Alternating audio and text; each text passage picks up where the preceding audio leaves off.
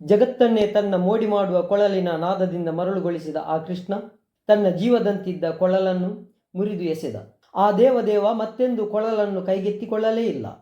ಶ್ರೀಕೃಷ್ಣ ಮತ್ತು ರಾಧೆಯ ಈ ಅಂತಿಮ ಪ್ರೇಮ ಕಥೆ ಶುರುವಾದದ್ದು ಬೃಂದಾವನದಲ್ಲಿ, ಕೊನೆಯಾದದ್ದು ದ್ವಾರಕೆಯ ಸಮುದ್ರ ತೀರದಲ್ಲಿ.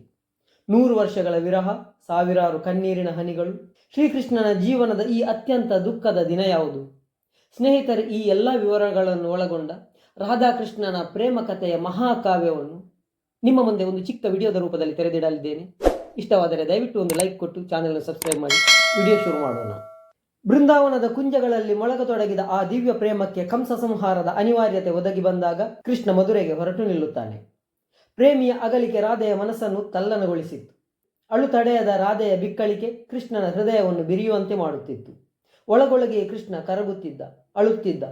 ರಾಧೆಯ ಕಣ್ಣೀರಿನ ಜೊತೆ ನೀರಾಗುತ್ತಿದ್ದ. ರಾಧೆಯ ಕಣ್ಣೀರು ಯಮುನಾ ನದಿಯ ನೀರನ್ನೂ ಮೀರಿಸುವಂತಿತ್ತು. ಆದರೂ ಅನಿವಾರ್ಯತೆ, ಕೃಷ್ಣ ಮಥುರೆಗೆ ಹೊರಟೇ ಬಿಟ್ಟ. ಕೃಷ್ಣ ಹೋದ ಮೇಲೆ ಬೃಂದಾವನ ಮೌನವಾಯಿತು. ರಾಧೆಯ ಮನಸ್ಸು ಖಾಲಿ ಖಾಲಿ. ಕೊಳಲಿನ ಧ್ವನಿಯಿಲ್ಲ. ಕೃಷ್ಣನೊಂದಿಗೆ ಆಡಿದ ರಾಸಲೀಲೆ ಈಗ ಕೇವಲ ನೆನಪು ಮಾತ್ರ. ಮತ್ತೆ ಮತ್ತೆ ಮರುಕಳಿಸುವ ಕೃಷ್ಣನ ನೆನಪಿಗೆ ರಾಧೆ ಕಣ್ಣೀರಾಗುತ್ತಿದ್ದಳು. ಕಾಲಚಕ್ರ ಉರುಳಿತು. ರಾಧೆಯ ವಿವಾಹವಾಯಿತು.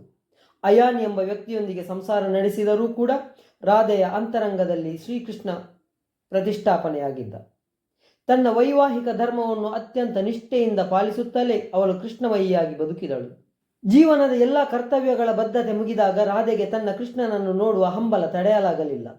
ವೃದ್ಧಾಪ್ಯದ ಹೊಸ್ತಿಲಲ್ಲಿದ್ದರೂ ಪ್ರೇಮದ ಶಕ್ತಿ ಅವಳನ್ನು ದ್ವಾರಕೆಯ ಬೃಹತ್ ದ್ವಾರಕ್ಕೆ ಕರೆದು ತಂದಿತು.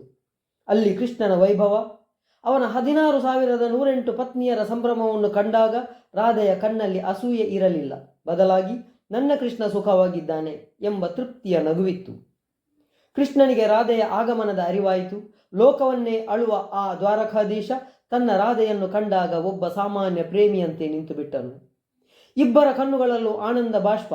ಅರಮನೆಯ ವಿಲಾಸಗಳಿಗಿಂತ ರಾಧೆಯ ಸಾಮೀಪ್ಯವೇ ಶ್ರೇಷ್ಠವೆಂದು ಅರಿತ ಕೃಷ್ಣ ಅವಳ ಇಚ್ಛೆಯಂತೆಯೇ ಅವಳನ್ನು ಅರಮನೆಯ ಸೇವಕಿಯಾಗಿ ನೇಮಿಸಿಕೊಂಡನು. ಲೋಕಕ್ಕೆ ಅವಳು ಸೇವಕಿ, ಆದರೆ ಕೃಷ್ಣನಿಗೆ ಅವಳು ದೇವತೆ, ಕೃಷ್ಣನ ಪ್ರಾಪಂಚಿಕ ಅಸ್ತಿತ್ವದ ಮೂಲ. ಕೆಲವು ದಿನಗಳ ನಂತರ ರಾಧೆಗೆ ಅರಿವಾಯಿತು, ಸುತ್ತಮುತ್ತಲಿನ ಗದ್ದಲ, ಅರಮನೆಯ ಕಟ್ಟುಪಾಡುಗಳು ತನ್ನ ಭಕ್ತಿಯ ಏಕಾಗ್ರತೆಗೆ ಅಡ್ಡಿಯಾಗುತ್ತಿವೆ. ಕೃಷ್ಣನೊಂದಿಗೆ ಕೇವಲ ಭೌತಿಕವಾಗಿ ಇರುವುದಕ್ಕಿಂತ ಅವನೊಂದಿಗೆ ಆತ್ಮದ ಮೂಲಕ ಒಂದಾಗಲು ಅವಳು ನಿರ್ಧರಿಸಿದಳು. ಯಾರಿಗೂ ತಿಳಿಸದೆ ದ್ವಾರಕೆಯನ್ನು ಬಿಟ್ಟು ಕಾಡಿನ ನಡುವಿನ ಪುಟ್ಟ ಗ್ರಾಮವೊಂದರಲ್ಲಿ ತಪಸ್ವಿನಿಯಂತೆ ಬದುಕತೊಡಗಿದಳು. ಕಾಲ ಸರಿದಂತೆ ರಾಧೆ ಅಶಕ್ತಳಾದಳು, ವೃದ್ಧೆಯಾದಳು. ಅವಳ 100 ವರ್ಷಗಳ ಸುದೀರ್ಘ ಕಾಯುವಿಕೆ ಅಂತ್ಯಕ್ಕೆ ಹತ್ತಿರವಾಗುತ್ತಿತ್ತು. ಸಾವು ಅವಳನ್ನು ತಲುಪುವ ಮೊದಲೇ ಅವಳ ಮನಸ್ಸು ತನ್ನ ಕೃಷ್ಣನಿಗೆ ಕರೆ ನೀಡಿತು. ರಾಧೆ ಕಣ್ಣುಗಳನ್ನು ಮುಚ್ಚಿ ಶ್ರೀಕೃಷ್ಣನನ್ನು ಧ್ಯಾನಿಸಿದಳು. ಅವಳ ಆ ಕರೆ ಕೃಷ್ಣನ ಹೃದಯವನ್ನು ತಟ್ಟಿತು. ಕೃಷ್ಣ ಬಾ ಎಂಬ ಮೌನ ಕರೆಯು ದ್ವಾರಕಾಧೀಶನನ್ನು ಕಾಡಿನತ್ತ ಓಡಿ ಬರುವಂತೆ ಮಾಡಿತು. ಕೃಷ್ಣ ಬಂದಾಗ ರಾಧೆ ತನ್ನ ಜೀವನದ ಅಂತಿಮ ಕ್ಷಣದಲ್ಲಿದ್ದಳು. ಕೃಷ್ಣನು ತನ್ನ ಪ್ರೇಯಸಿಯ ತಲೆಯನ್ನು ತನ್ನ ಮಡಿಲಲ್ಲಿ ಇರಿಸಿಕೊಂಡನು. ಆ ದೇವದೇವನ ಕಣ್ಣಲ್ಲಿ ಇಂದು ಹನಿಗೂಡಿದ ನೀರಿತ್ತು. ರಾಧಾ, ಏನನ್ನಾದರೂ ಕೇಳಿಕೋ, ಈ ಜಗತ್ತನ್ನೇ ನಿನ್ನ ಪಾದದಡಿ ಇಡುವೆ ಎಂದನು ಕೃಷ್ಣ. ರಾಧೆ ನಸುನಗುತ್ತಾ ಹೇಳಿದಳು, ಕೃಷ್ಣ, ನಾನು ದ್ವಾರಕೆಯಲ್ಲಿ ನಿನ್ನನ್ನು ರಾಜನಾಗಿ ಕಂಡೆ. ನನಗೆ ಬೇಕಾಗಿರುವುದು ರಾಜನಾದ ಕೃಷ್ಣನಲ್ಲ, ನನಗೆ ಬೇಕಾಗಿರುವುದು ಬೃಂದಾವನದ ಆ ಕೃಷ್ಣ. ನನಗೆ ಬೇಕಾಗಿರುವುದು ಬೃಂದಾವನದ ಆ ಗೋಪಾಲ ಕೃಷ್ಣ. ನನಗೆ ಬೇಕಾಗಿರುವುದು ಬೃಂದಾವನದ ಆ ಕೊಳಲಿನ ನಾದ. ನಿನ್ನ ಆ ಕೊಳಲಿನ ನಾದವನ್ನು ಒಮ್ಮೆ ನುಡಿಸು. ಆ ನಾದದ ಲಯದಲ್ಲಿ ನಾನು ನಿನ್ನಲ್ಲಿ ಲೀನವಾಗಬೇಕು. ಕೃಷ್ಣನು ತನ್ನ ಕೊಳಲನ್ನು ತೆಗೆದನು. ಆ ಕಾಡಿನ ಮೌನದಲ್ಲಿ ದಿವ್ಯವಾದ ಸಂಗೀತ ಹರಿಯಿತು.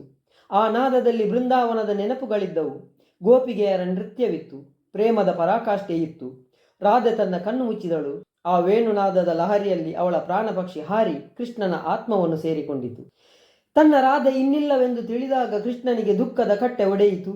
ಪ್ರೀತಿಯ ಸಂಕೇತವಾಗಿದ್ದ ಆ ಕೊಳಲು ಈಗ ರಾಧೆ ಇಲ್ಲದೆ ಕೇವಲ ಮರದ ತುಂಡಾಗಿ ಕಂಡಿತು, ಕೇವಲ ಬಿದಿರಿನ ಕೋಲಾಗಿ ಕಂಡಿತು. ರಾಧೆ ಇಲ್ಲದ ಈ ಕೊಳಲಿಗೆ ಅರ್ಥವಿಲ್ಲ ಎಂದು ಕೃಷ್ಣನು ತನ್ನ ಪ್ರೀತಿಯ ಕೊಳಲನ್ನು ಮುರಿದು ದೂರ ಎಸೆದನು. ಅಂದಿನಿಂದ ಮಹಾವಿಷ್ಣುವಿನ ಅವತಾರವಾದ ಶ್ರೀಕೃಷ್ಣನು ತನ್ನ ಜೀವನದಲ್ಲಿ ಮತ್ತೆಂದೂ ಕೊಳಲನ್ನು ಮುಟ್ಟಲೇ ಇಲ್ಲ. ರಾಧೆ ಎಂದರೆ ಕೃಷ್ಣನ ಆರಾಧನೆ, ಕೃಷ್ಣ ಎಂದರೆ ರಾಧೆಯ ಅಸ್ತಿತ್ವ.